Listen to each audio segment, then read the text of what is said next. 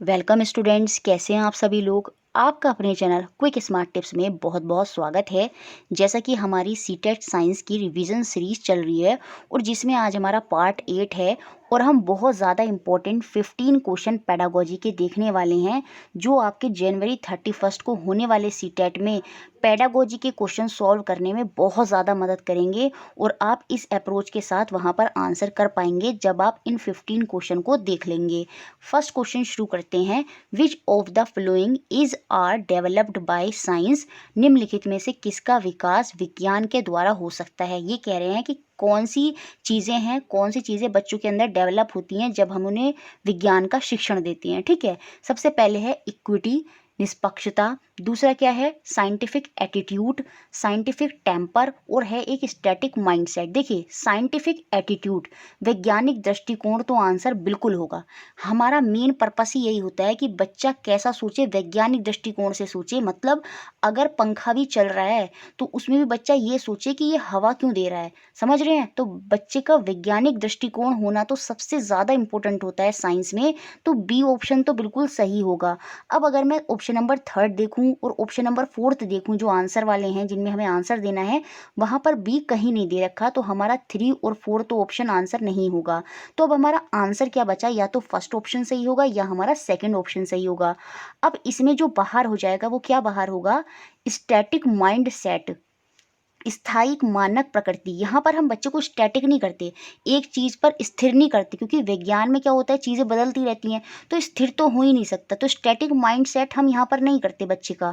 तो ये तो बिल्कुल गलत है। तो डी ऑप्शन नहीं होगा। तो इसका मतलब पहला ऑप्शन भी बाहर। तो जो हमारा आंसर होगा वो होगा ए, बी और सी। मतलब हम बच्चे के अंदर निष्पक्षता डेवलप करेंगे। निष्पक्षता मतलब जैसे जब बच्चे प्रोजेक्ट कार्य करते हैं तो एक दूसरे की चिटिंग ना करें, एक्सपेरिमेंट कर रहे हैं तो वो निष्पक्षता से अपना कार्य करें। तो वो चीज़ भी कहीं ना कहीं बच्चे के अंदर डेवलप हो जाती है साइंस के थ्रू। साइंटिफिक एटीट्यूड तो मैंने आपको बता ही दिया। बाकी साइंटिफिक टेम्पर, वैज्ञानिक स्वभाव, बच्चा जब वैज्ञानिक दृष्टिकोण करेगा तो सीधी सी बात है उसका जो स्वभाव होगा वो भी वैज्ञानिक हो जाएगा। तो ये सारी चीज़ें डेवलप्ड होंगी किससे, साइंस के थ्रू। इन सबका विकास होगा। तो ए, बी और सी यहाँ पर हमारा आंसर हो जाएगा। तो ऑप्शन नंबर सेकंड जो है वो यहाँ पर बिल्कुल सही है। नेक्स्ट क्वेश्चन देखते हैं, question number second. Which of the following strategy can be the most appropriate for involving learner in the teaching learning of science. निम्नलिखित में से कौन सी युक्ति विज्ञान शिक्षण अधिगम में सीखने वाले को शामिल करने के लिए सबसे अधिक उपयुक्त हो सकती है। कहने का मतलब, मैं साइंस की टीचर हूँ और मैं बच्चे को साइंस सिखाना चाहती हूँ, तो मैं उसको साइंस सब्जेक्ट के प्रति जोड़ने के लिए, उसको सिखाने के लिए, ताकि वो साइंस के सब्जेक्ट में इंटरेस्ट ले, तो उसको कैसे शामिल करूँगी, उसके लिए सबसे पहले मुझे क्या करना होगा, वो स्ट्रेटजी यहाँ पर पूछ रहा है। और हमें बतानी है कि जब हम शिक्षण अधिगम कर रहे हैं तो सीखने वाला जो बच्चा है उसको शामिल करने के लिए सबसे अधिक जो उपयुक्त होगा वो हमें बताना है क्या होगा। छात्रों के कठिन बिंदुओं को स्पष्ट करना, clarifying the hard sports of learner. देखिए, बच्चों को जोड़ना है और यहाँ पर क्लैरिफाई हो रहा है हार्ड स्पोर्ट का। तो मेन मकसद कभी आपका ये हो सकता है जब आप साइंस में किसी बच्चे को जोड़ रहे हैं कि आओ बच्चों हम आपकी जो कठिन बिंदु हैं उनको दूर करेंगे, नहीं, ये कोई एक बेस्ट मेथड बिल्कुल भी दिखाई नहीं दे रहा किसी भी लेवल से। Working on engaging the learner first, सबसे पहले छात्र को सीखने में जोड़ने का कार्य करना। जी हाँ, ये बिल्कुल हो सकता है। ठीक है। Encouraging the learner to do group assessment, बच्चे को समूह आकलन के लिए प्रोत्साहित करना। देखिए, बच्चे को जोड़ना है, अभी बच्चा जुड़ा नहीं है। तो जब बच्चा जुड़ा नहीं है तो बच्चे को बिल्कुल पसंद नहीं आएगा कि आप आते के साथ ही उसे कोई काम दे दें। तो encouraging the learner to do group assessment यहाँ पर इसलिए आंसर नहीं होगा। तो जो आंसर होगा वो यहाँ रीडिंग अ साइंस बुक, इससे तो बच्चा बिल्कुल बोर हो जाएगा, तो वो कभी जुड़ेगा ही नहीं। तो ये ऑप्शन भी बाहर है। तो जो ऑप्शन है वो आपका सेकेंड बी ऑप्शन सही है। सबसे पहले छात्र को सीखने में जोड़ने पर कार्य करना। हम उसे, जैसे होता है ना, किसी बच्चे को अपनी तरफ अट्रैक्ट करना होता है, तो जैसे अगर मैं वैसी लैंग्वेज में बोलूँ तो हम उसको लालच देते हैं हैं। तो मतलब साइंस में पेडागोजी में तो हम ऐसे नहीं बोलेंगे कि लालच देंगे, मतलब जोड़ना है तो बच्चे को हम कुछ ऐसी चीज़ें दिखाएंगे, सब मतलब कुछ ऐसी एक्टिविटी देंगे, मतलब ऐसी एक्टिविटी उसको करके दिखाएंगे ताकि बच्चा, सबसे पहले हमारा जो मेन मकसद होगा वो यही होगा कि बच्चा किसी ना किसी तरह से हमसे जुड़ जाए, है ना। तो सबसे पहले जो आपका स्ट्रैटेजी होगी, जो आपकी प्लानिंग होगी वो यही होगी, सबसे पहले छात्र को सीखने में जोड़ने पर कार्य करना ताकि वो हमारे साथ जुड़ जाए। उसके बाद आप उसे ग्रुप असेसमेंट भी दे सकते हैं, है ना। फिर उसके जो हार्ड स्पॉट्स हैं लर्नर के वो आप याद कर सकते हैं। तो लेकिन सबसे पहला कार्य तो यही होगा, सबसे पहली मोस्ट अप्रोप्रिएट पूछ रहा है जिसमें हमें बच्चों को जोड़ना है, तो सबसे पहले हमें यही करना होगा कि जो सिखाना है हमें उसके लिए सबसे पहले हमें बच्चे को जोड़ना होगा। तो ऑप्शन नंबर बी यहाँ पर बिल्कुल सही है। नेक्स्ट क्वेश्चन देखते हैं, question number 3। Why are science fairs organized in school? विद्यार्थियों में विज्ञान मेले का आयोजन क्यों किया जाता है? विद्यालयों में, सॉरी विद्यार्थी बोल दिया, विद्यालयों में विज्ञान मेलों का आयोजन क्यों किया जाता है ये हमें बताना है। और आप जब स्कूल में रहे होंगे तो आपके बहुत सारे साइंस के प्रोजेक्ट हुआ करते थे, है ना, जैसे हम चार्ट, मॉडल पेपर, थर्माकोल की शीट्स पर बना के लेके जाया करते। तो फेयर वगैरह स्कूल में होते हैं, तो उनका मेन पर्पस क्या होता है ये हमें बताना है। To help the student to score higher in their examination. Examination से तो इसका कोई मतलब ही नहीं होता कि बच्चे अच्छे अंक प्राप्त करें, इससे इसका कोई मतलब नहीं है। To nurture creativity and experimentation in science among student. जी हाँ, शिक्षार्थियों में विज्ञान में सर्जन, सर्जन मतलब क्रिएटिविटी क्या होता है, जिज्ञासु, कुछ नई चीज़ें खोज करना, वो सारी चीज़ें होती हैं, एवं प्रयोग करने की क्षमता का विकास करने के लिए। हाँ, यही तो मेन पर्पस होता है।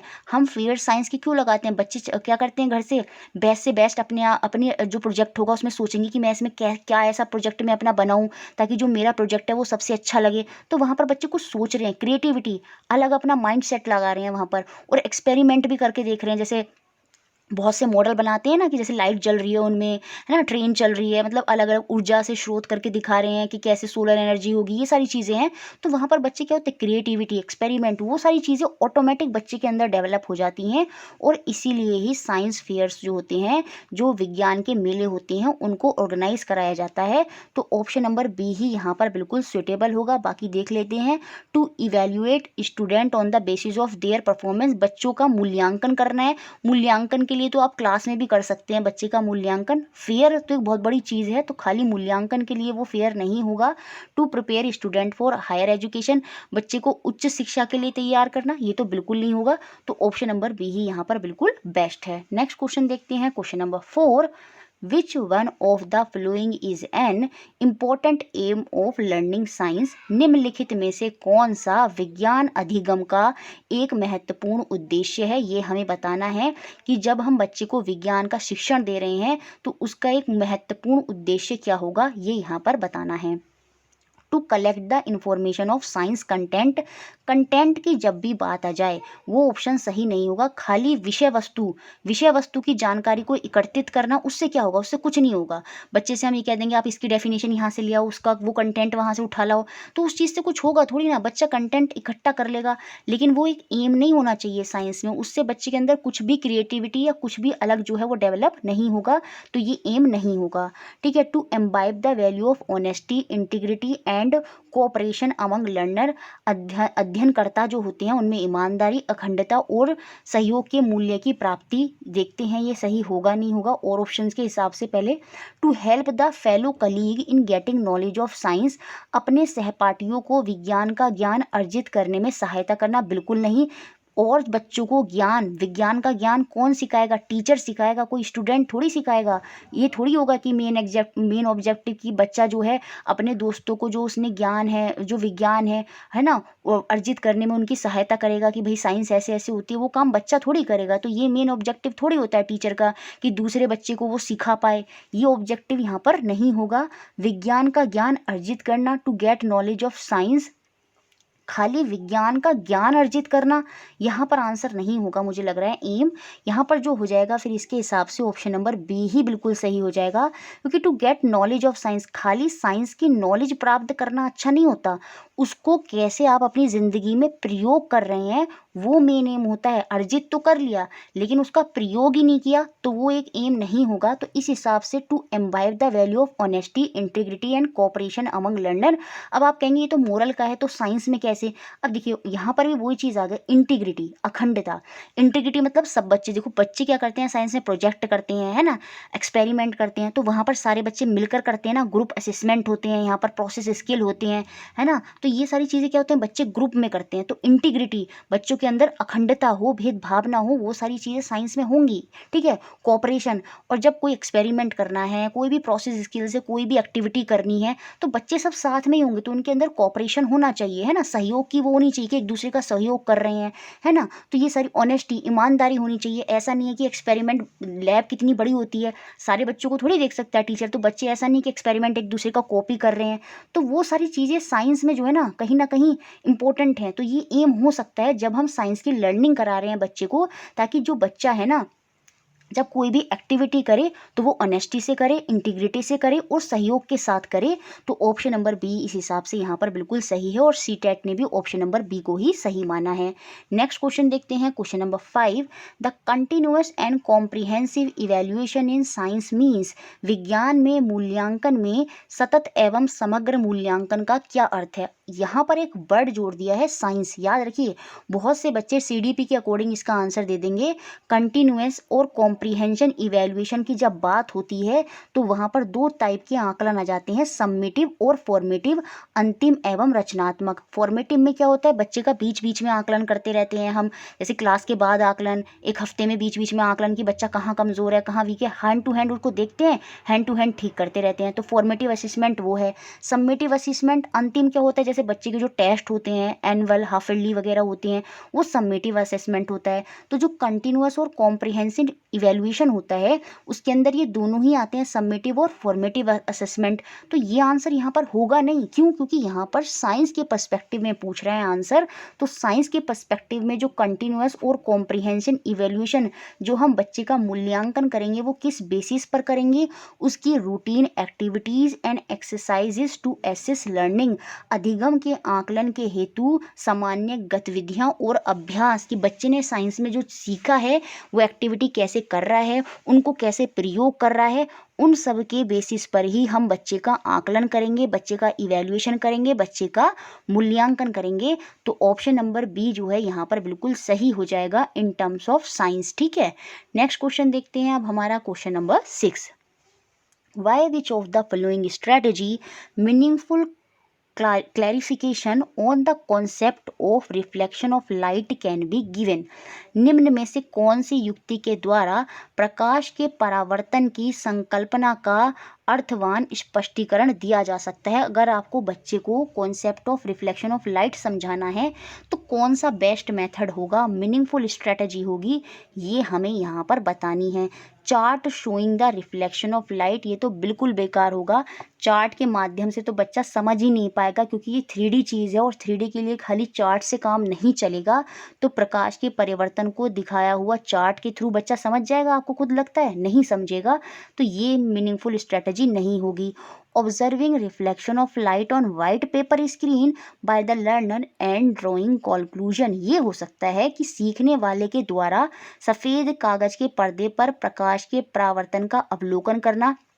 वो देखेगा पहले सफ़ेद पेपर पर, सफ़ेद कागज पर कि प्रकाश का परावर्तन देखेगा वो कैसे हो रहा है, उसका पहले अवलोकन करेगा और उसके बाद किसी निष्कर्ष पर पहुंचेगा, उसके बाद कोई निष्कर्ष निकालेगा। जी हाँ, तो इसमें बच्चे ने एक्टिविटी कर ली, बच्चा पहले देख रहा है कि चीज़ें कैसे हो रही हैं और उसके बाद कोई निष्कर्ष निकाल रहा है, तो ये आंसर हो सकता है। बाकी क्लोज एंडेड क्वेश्चन तो कभी साइंस में पूछते ही नहीं है। हमेशा साइंस में किस पर फोकस होता है? ओपन एंडेड पर। कभी भी साइंस में पॉइंट टू पॉइंट आंसर नहीं होता। साइंस में हमेशा टीचर ऐसा क्वेश्चन नहीं पूछेगा कि अगर मून के अलावा कोई और सैटेलाइट होता, या पृथ्वी ऐसे ना घूम रही होती, या पृथ्वी घूमती ही नहीं तो क्या होता। इस तरह से जो क्वेश्चन होते हैं जिनके मल्टीपल आंसर होते हैं वो ओपन एंडेड क्वेश्चन ही साइंस में होते हैं। तो क्लोज एंडेड यहाँ पर आंसर नहीं होगा। Animated video on the concept, animated video भी बहुत ज़्यादा अच्छा ऑप्शन नहीं है। तो ऑप्शन नंबर बी ही, जिसमें बच्चा खुद इन्वॉल्व है, क्योंकि एनिमेटेड वीडियो में क्या है, बच्चा उसको देख रहा है लेकिन उसमें खुद इन्वॉल्व नहीं है, लेकिन observation, reflection on white paper, और उसके बाद जो कंक्लूजन निकाल रहा है तो उसमें बच्चा जो है ना खुद से इन्वॉल्व है, एक्टिवली जो है ना वो खुद से पार्टिसिपेट कर रहा है। तो इस हिसाब से ऑप्शन नंबर बी ही यहाँ पर बिल्कुल सही है। नेक्स्ट क्वेश्चन देखते हैं, question number 7। Which one of the following is not a step of problem solving approach. और ये अप्रोचेज जो साइंस में होती हैं वो मैंने आपको जब साइंस की पेडागोजी की थ्योरी कराई है उनमें अच्छे से समझाया है, तो उसके अकॉर्डिंग आप यहाँ पर आंसर दे पाएंगे। निम्नलिखित में से कौन सा समस्या समाधान विधि का एक चरण नहीं है, ये हमें बताना है। देखिए समस्या समाधान में क्या होता है, सबसे पहले समस्या होती है और समस्या का सॉल्यूशन करने के लिए बच्चे क्या करते हैं, विजुअलाइजेशन करते हैं, परिकल्पना करते हैं, है ना। और उसके बाद वो उसके लिए कोई प्रयास करते हैं कि हाँ, पहले तो वो सोचेंगे अच्छा इस चीज़ को हम ऐसे सॉल्व करेंगे, और उसके बाद उसको करने की कोशिश करेंगे। अगर निष्कर्ष सही नहीं आता तो फिर क्या करते हैं, वो दोबारा सोचते हैं, फिर दोबारा कोशिश करते हैं, और एंड में वो अपने निष्कर्ष, अपने कॉन्क्लूजन पर जो उन्हें निकालना है उस पर पहुंच जाते हैं। ये हमारी समस्या समाधान विधि होती है। तो यहाँ पर पहला ऑप्शन दे रखा है समाधान का प्रयास करना, अटेम्प्ट टू सॉल्व। जी हाँ, ये तो बिल्कुल होगा। जब कोई प्रॉब्लम है वो हमारे सामने आई है तो उसके बारे में पहले हम सोचेंगे और उसके बाद हम उसको सॉल्व करने की कोशिश करेंगे, तो ये तो स्टेप होगा। ड्राइंग कंक्लूजन, सबसे लास्ट में कोई निष्कर्ष ही तो निकाला जाएगा, किसी भी समस्या का है उसका कोई निष्कर्ष ज़रूर निकलना है, तो ये भी जो है प्रॉब्लम सॉल्विंग का स्टेप होगा। बाकी ऑब्जर्वेशन जो है ना वो इसका स्टेप नहीं होगा। विजुअलाइजिंग द सिचुएशन, स्थिति की कल्पना करना, ये भी बिल्कुल इसका उद्देश्य होगा, क्योंकि हम यहाँ पर कल्पना तो ज़रूर करेंगे। देखिए कोई प्रॉब्लम है, प्रॉब्लम आपके सामने आई तो सबसे पहले आप कल्पना ही करेंगे और उसके बाद उसको करने की कोशिश करेंगे और एंड में आप अपना रिजल्ट निकाल लेंगे। तो इस बीच में यहाँ पर कहीं भी ऑब्जर्वेशन नहीं आया। आप किसी भी चीज़ को ऑब्जर्व नहीं कर रहे हैं, कोई चीज़ देख थोड़ी रहे हैं, आप तो बस क्या कर रहे हैं, अपने माइंड में सोच रहे हैं और फिर अटेम्प्ट कर रहे हैं और फिर कंक्लूजन निकाल रहे हैं। और कंक्लूजन अगर नहीं आ रहा है दोबारा से सोच रहे हैं, फिर अटेम्प्ट कर रहे हैं, फिर कंक्लूजन निकाल रहे हैं। इस बीच में आपने कोई चीज़ ऑब्जर्व करी, किसी चीज़ को देखा कि भैया ये ऐसे क्यों हो रही है, ऑब्जर्व आप यहाँ पर नहीं कर रहे प्रॉब्लम सॉल्विंग में अप्रोच में। तो ऑप्शन नंबर सी ही यहाँ पर गलत है। Next question, question number 8। The student of class 7 are asked the following by a teacher. एक शिक्षक ने कक्षा छात्र के बच्चों से एक प्रश्न पूछा। 2 identical cubes of ice are taken out of a refrigerator. 2 जो बर्फ के टुकड़े हैं, घनाभ हैं, उनको फ्रिज से निकाला जाता है। 1 is crushed and the other is left as it is. एक को चूर्णित कर दिया जाता है, उसके टुकड़े टुकड़े कर दिए जाते हैं, और एक को एज इट इज जैसे वो है वैसे ही उसको छोड़ दिया जाता है। It is noticed that the, यहाँ पर द होगा, the crushed ice melt faster. जिसको चूर्णित कर दिया गया है वो बर्फ जल्दी पिघल गई है। What could be the reason? Which process skill is promoted through this observation? यहाँ पर बच्चे, टीचर ने जो है वो यही क्वेश्चन पूछा है कि एक जब चूर्णित बर्फ है वो पिघल गई है तो उसके पीछे क्या कारण हो सकता है। और जो ये प्रश्न टीचर पूछ रहा है तो वो बच्चों के कौन से प्रोसेस स्किल को यहाँ पर प्रमोट करना चाहता है वो हमें यहाँ पर बताना होगा। देखिए क्वेश्चन में ही यहाँ पर है इट इज़ नोटिस्ड, यहाँ पर नोटिस्ड करा गया कि जो क्रश्ड आइस है वो पिघल गई और जो वैसी आइस थी वो नहीं पिघली। तो बच्चों को ये पता चल गया कि अगर हम आइस को तोड़ देते हैं तो वो पिघल जाती है और आइस अगर एज इट इज़ रखी है तो वो नहीं पिघलती। तो यहाँ पर बच्चे एक्सपेरिमेंटेशन स्किल जो है वो डेवलप हो रही है। एक्सपेरिमेंटेशन स्किल में क्या होता है, बच्चे खुद कर रहे होते हैं, तो यहाँ पर तो वो सिर्फ क्या हो रहा है, टीचर को देख रहे हैं। तो एक्सपेरिमेंटेशन स्किल यहाँ पर डेवलप नहीं हो रही। और यहाँ पर एक शब्द भी लिखा है इट इज़ नोटिस्ड, नोटिस्ड मतलब देखा गया। तो जो स्किल यहाँ पर डेवलप्ड हो रही है वो ऑब्जर्वेशन ही होगी, हाइपोथाइजिंग नहीं होगी। बच्चे सोचेंगे परिकल्पना, परिकल्पना मुख्य उद्देश्य नहीं है। परिकल्पना तो तब होती जब सॉल्यूशन का आंसर नहीं होता। यहाँ पर सॉल्यूशन का आंसर मिल चुका है कि क्रश्ड आइस जो है वो जल्दी पिघल गई और जो बिना क्रस्ट वाली थी वो आइस नहीं पिघली। तो बच्चों को पता चल गया अगर हम आइस के टुकड़े कर देते हैं तो वो पिघल जाती है। तो जो नोटिस्ड, यहाँ पर सिर्फ नोटिस्ड करवाना मुख्य उद्देश्य था टीचर का। तो कौन सी स्किल को वो डेवलप कर रहा है यहाँ पर, बच्चे के ऑब्जर्वेशन स्किल को ही डेवलप कर रहा है। तो ऑप्शन नंबर बी यहाँ पर सही होगा। सीटेट ने इसी को सही माना था। देखिए थोड़ा सा डाउटफुल रहता है इन क्वेश्चन में, लेकिन फिर भी मैंने पूरी कोशिश करी है कि किस हिसाब से ऑब्जर्वेशन यहाँ पर आंसर होगा। नेक्स्ट क्वेश्चन देखते हैं। Question number 9।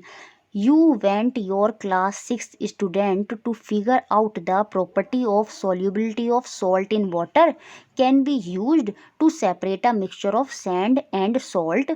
As a supporter of inquiry oriented pedagogy, you would आप चाहते हैं कि कक्षा 6 के जो विद्यार्थी हैं नमक और रेत के जो मिश्रण हैं उसको अलग करने के लिए नमक की पानी में विलयन के गुण की पहचान करें।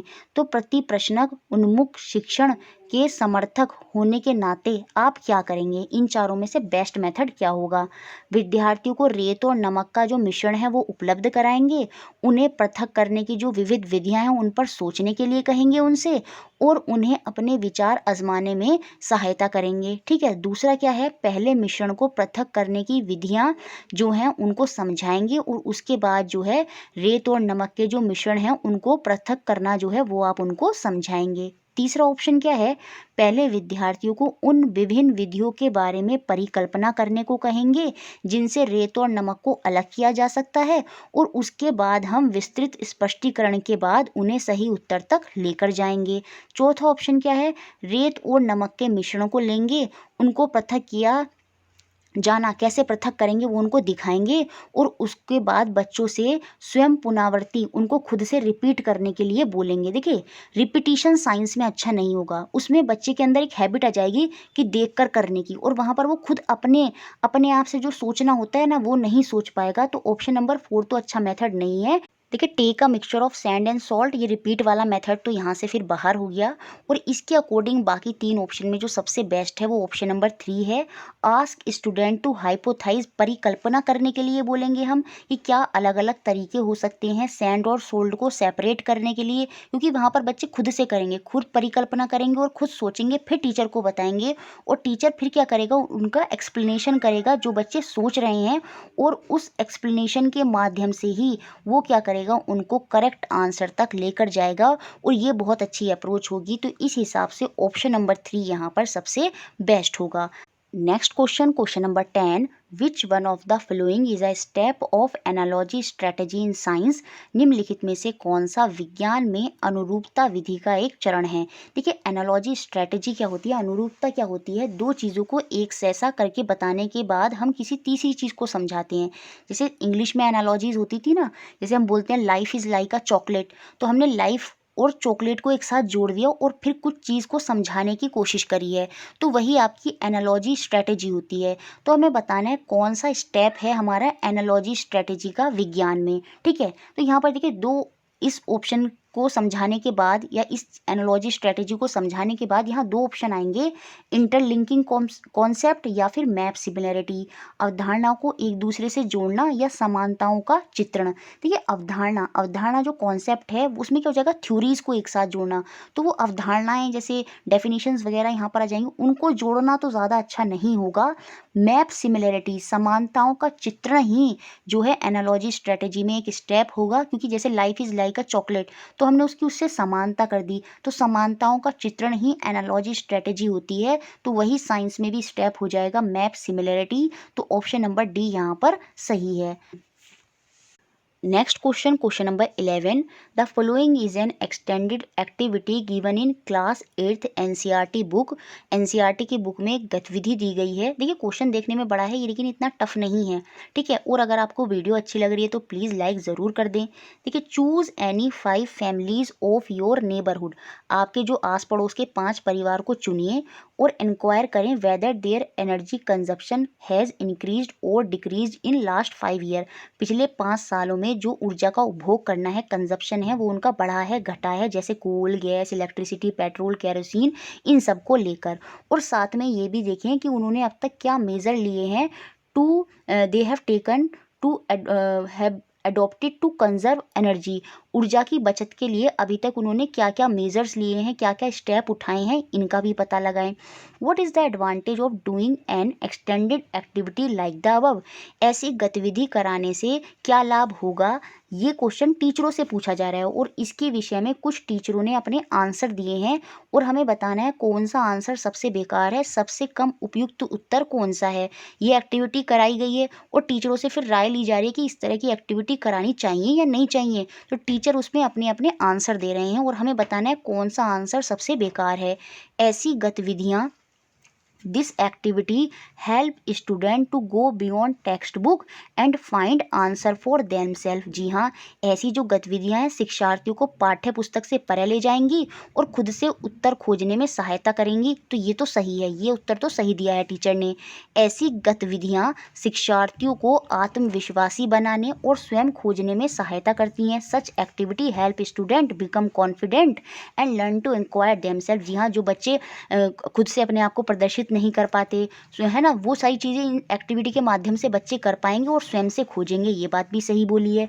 सच activity give authentic understanding to student of an issue. जी हाँ, ऐसी गतिविधियाँ शिक्षार्थियों को किसी मुद्दे के विषय में विशुद्ध समझ देंगी। बच्चों को समझ में नहीं आ रहा, लेकिन बच्चे जब जाके देखेंगे और खुद से पूछेंगे कि उन्होंने क्या क्या करा है, क्या क्या स्टेप लिए हैं, तो वहाँ से जो इशू है वो उनके माइंड में वो क्लियर हो जाएगा, वो जो डाउट है वो भी क्लियर हो जाएगा ऐसी एक्टिविटी के माध्यम से। तो ये बात भी सही है।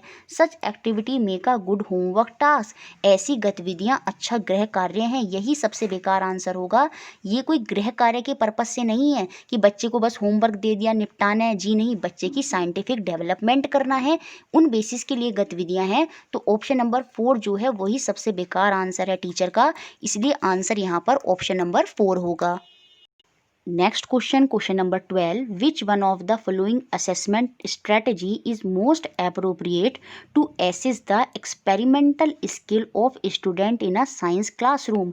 निम्नलिखित आकलन युक्ति में से कौन सी युक्ति विज्ञान कक्षा में विद्यार्थियों की प्रायोगिक कौशल को आकलित करने के लिए सबसे अधिक उपयुक्त होगी। एक्सपेरिमेंटल स्किल, बच्चे के अंदर जो एक्सपेरिमेंट करने की स्किल है और आपको उसका आकलन करना है, उसके बारे में पता लगाना है कि बच्चे की एक्सपेरिमेंटल स्किल कैसी है, तो कौन सी स्ट्रेटजी सबसे अच्छी होगी, मोस्ट अप्रोप्रिएट होगी, ये हमें यहाँ पर बताना है। पेपर पेंसिल टेस्ट से तो आप बिल्कुल नहीं बता पाएंगे कि बच्चे का एक्सपेरिमेंटल स्किल कैसा है। प्रैक्टिकल रिकॉर्ड, जी हाँ, प्रैक्टिकल रिकॉर्ड के बेसिस पर आप बता सकते हैं कि बच्चे का एक्सपेरिमेंटल स्किल कैसा है। आकलन में यही तो देखा जाता है। आप उसके पिछले प्रैक्टिकल रिकॉर्ड को देखेंगे कि बच्चे ने कैसे एक्टिविटियाँ की हैं, किस तरह से एक्सपेरिमेंट किए हैं, और उनके बेसिस पर आप उसका आकलन कर पाएंगे। तो यहाँ पर जो आंसर होगा वो ऑप्शन नंबर बी ही हो जाएगा। प्रयोग अभिलेख के माध्यम से आप बच्चे की एक्सपेरिमेंटल स्किल जो उसने पिछले सालों में या पिछले टाइम में की है, उसके थ्रू आप उसका आकलन कर सकते हैं। Next question, question number 13, the assessment in science should focus on. विज्ञान में आकलन को बल देना चाहिए किस पर। जब हम बच्चे का आकलन कर रहे हैं तो हमें किन चीज़ों को ध्यान में देखना चाहिए, किन पर फोकस होना चाहिए। The understanding of concept and process, बच्चों को अवधारणाएं कितनी समझ में आई और प्रक्रियाओं की जो कितनी समझ है उस चीज़ पर, कि उसकी समझ शक्ति कितनी है, कितना उसको समझ में आ रहा है। Precise definition and correct answer, संक्षिप्त परिभाषाओं और सही उत्तरों पर। जी नहीं, आकलन असेसमेंट में तो कमियों का पता लगाया जाए, तो ये चीज़ यहाँ पर नहीं होगी कि उसकी परिभाषाएं उसको शॉर्ट आती हैं या उसको सही उत्तर आते हैं या नहीं है, ये तो साइंस में नहीं होगा। तो ये तो फोकस नहीं होगा, इस बेसिस पर आप बच्चे का आकलन नहीं करेंगे। Getting accurate result while conducting the experiment, प्रयोग करते हुए सही परिणामों की प्राप्ति पर, इस बेसिस पर आप बच्चे का आकलन करेंगे। या to make a neat and clean diagram, देखिए नीट एंड क्लीन डायग्राम का आकलन तो आर्ट में होगा, साइंस में नहीं होगा, तो ये भी नहीं होगा। अब आंसर या तो आपका फर्स्ट है या सी है। अब देखिए, जब आप आकलन कर रहे हैं किसी बच्चे का साइंस में, तो आप ये नहीं देखेंगे कि बच्चे को कितनी समझ है, कितना कॉन्सेप्ट की जानकारी है, जबकि हम ये देखेंगे बच्चा उस कॉन्सेप्ट को किस तरह से प्रयोग कर पा रहा है ना। तो इस हिसाब से ऑप्शन नंबर सी ज़्यादा सही होगा। Getting accurate result by conducting the experiment, कि बच्चा जब एक्सपेरिमेंट कर रहा है, चीज़ों की समझ है, इस बेसिस पर आकलन नहीं करेंगे। चीज़ों की समझ के बाद क्या वो उनके एक्सपेरिमेंट के माध्यम से सही उत्तर दे पा रहा है, उस बेसिस पर हम आकलन करेंगे साइंस में। तो यहाँ पर ऑप्शन नंबर सी सही होगा। प्रयोग करते हुए सही परिणामों की प्राप्ति पर, कि जब वो प्रयोग कर रहा है और उसके परिणाम कैसे आ रहे हैं, सही आ रहे हैं या नहीं आ रहे हैं, उस बेसिस पर आप आकलन करेंगे, क्योंकि उसी के बाद आप बता पाएंगे कि बच्चे को वो चीज़ समझ में आई है या नहीं आई। खाली ये बोल देंगे कि उसको कॉन्सेप्ट की नॉलेज है, प्रोसेस की समझ है, उस बेसिस पर हम आकलन नहीं करते। बच्चा किस तरह से परफॉर्म कर रहा है, एक्सपेरिमेंट कर रहा है और उनके रिजल्ट क्या आ रहे हैं, उनके बेसिस पर हम आकलन करेंगे। तो ऑप्शन नंबर सी ही यहाँ पर सही होगा। नेक्स्ट क्वेश्चन देखते हैं, क्वेश्चन नंबर 14। देखिए दोस्तों, फिर से बोल रहे हैं, वीडियो अच्छी लग रही है तो प्लीज़ लाइक कर दें, शेयर सबको ज़रूर करना है, बहुत मेहनत लगती है बनाने में और ये सब मेहनत आप ही के लिए है, ताकि 31 जनवरी को आप सब 27+ जो मेरा टारगेट रहा है वो अचीव करें और बच्चों के फिर बाद में कमेंट आएँ कि मैम आपकी वजह से ये पॉसिबल हो पाया। तो बस आप लोग शेयर कर दें और सपोर्ट करते रहें हमें, ठीक है। तो क्वेश्चन क्या है हमारा, good science education should fulfil some basic validity. अच्छी विज्ञान शिक्षा को कुछ आधारभूत वैधता को पूरा करना चाहिए। जो बेसिक वैलिडिटी हैं उनको पहले पूरा करना जरूरी है गुड साइंस एजुकेशन में। विच one of the flowing validity is most appropriately fulfilled by the concept of shadow formation in class 6th syllabus at upper primary level। उच्च प्राथमिक स्तर पर कक्षा 6 के पाठ्यक्रम में छाया बनाने के संप्रत्यय द्वारा निम्नलिखित में से कौन सी वैधता का सर्वाधिक औचित्य से पालन होना चाहिए। देखिए यहाँ पर बेसिक वैलिडिटी की बात हो रही है और जब मैं बेसिक वैलिडिटी की बात करूँ तो देखिए एनवायरमेंटल तो यहाँ पर आंसर बिल्कुल होगा नहीं। पहले तो हम एलिमिनेट करते हैं कौन सा आंसर यहाँ पर नहीं होगा, क्योंकि एनवायरमेंट की बात 1 to 5th होती है। बच्चा 6th क्लास में आ गया है, अब हम बच्चे को एनवायरमेंट से नहीं जोड़ेंगे तो एनवायरमेंट तो बाहर। कंटेंट, खाली कंटेंट, विषय वस्तु पर ध्यान नहीं दिया जाता, ये आपको पता ही है ना। सीडीपी हर जगह यही बताया जाता है कि मेन फोकस विषय वस्तु नहीं होता कि बच्चा क्या सीख पा रहा है, और साइंस में तो बहुत ज़्यादा इस चीज़ पर। अब आंसर हो सकता है या तो प्रोसेस या कोग्निटिव। अब बहुत बच्चे क्या सोचेंगे कि प्रक्रिया, साइंस में मैम ने बहुत बार बोला है कि प्रोसेस जो है वो इंपॉर्टेंट होता है, तो प्रोसेस ही यहाँ पर होगा कि शैडो फॉर्मेशन है उसको प्रोसेस करके हम बताएंगे। बेसिक वैलिडिटी की बात होती है, बेसिक वैलिडिटी बच्चा प्रोसेस तो तभी कर पाएगा जब उसका कोग्निटिव डेवलपमेंट होगा, संज्ञानात्मक विकास होगा।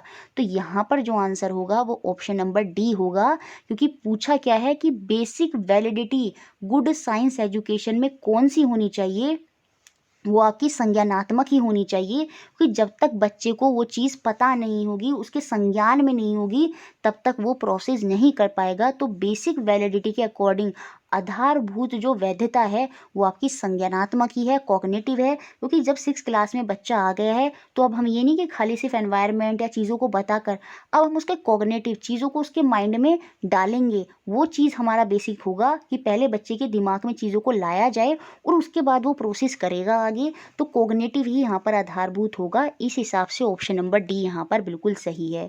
नेक्स्ट और लास्ट क्वेश्चन, ये क्वेश्चन आपके लिए होमवर्क क्वेश्चन है जो कि हमारा कंटेंट से है।